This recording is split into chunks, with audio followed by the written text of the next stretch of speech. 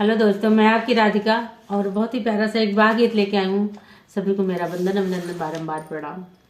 और प्लीज़ आप लोग चैनल को सपोर्ट करिए। गीत अच्छा लगा तो ज़रूर कमेंट में बताइएगा गीत कैसा लगा आपको। एक विवाह गीत लाऊंगा, आप लोग सुनिए, आनंद लीजिए। राजा जनक बगिया बोलै कोयलिया, सुगवा बोलाई सीतारामई। राजा जनक बगिया बोलै कोयलिया, सुगवा बोलाई सीतारामजी। घोड़वा जे घुमाई वही घोड़ा सरिया, हथियार ही पील खानई। घोड़वा जे घुमाई वही घोड़ा सरिया, हथियार ही पील खानई। द्वारे मड़ावा में घूमई दुलाहे रामा, जोड़वा धूमिला होई जाई जी। द्वारे मड़ावा में घूमई दुलाहे राम, जोड़वा धूमिला होई जाई जी।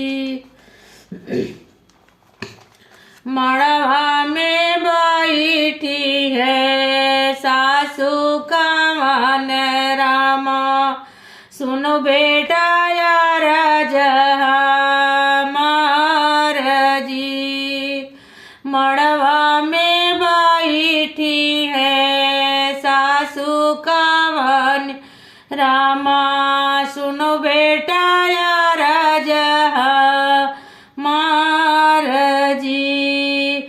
हमारी सीता का बेटा जतन से राख्या, सीता मोरी बाटी सुको वार जी। हमारी सीता का जतन से राख्या, सीता मोरी बाटी सुको वार जी। तोहरी सीता का जतना से रखबे, धरबे हृदयिया के बीच जी।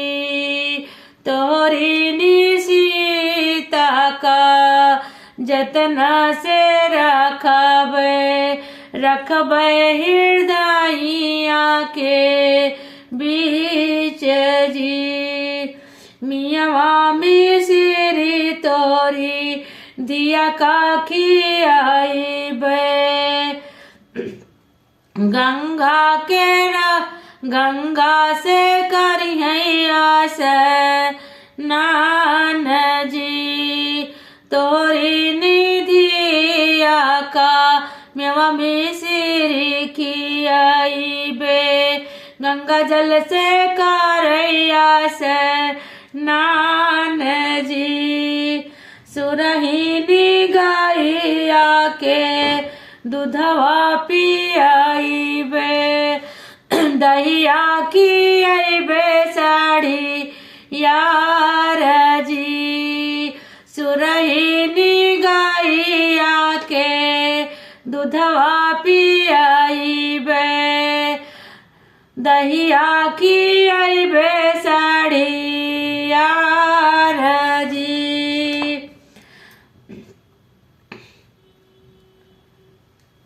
तोहरी सीता का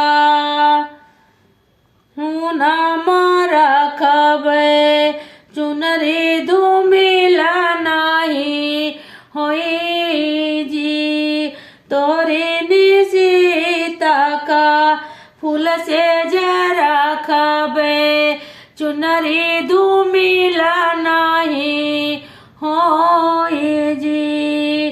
बीचा माड़ुआ कर सिंदूर दानावा अब सीता बाई राई जी बीच माड़ा हुआ नामा कर सिंदूर दानावा अब सीता बाई राई जी रोई रोई सीता डोलिया माँ बैठे नैना नीर बहे जाई जी रोई रोई सीता डोलिया माँ बैठे नैना नीर बही जाई जी।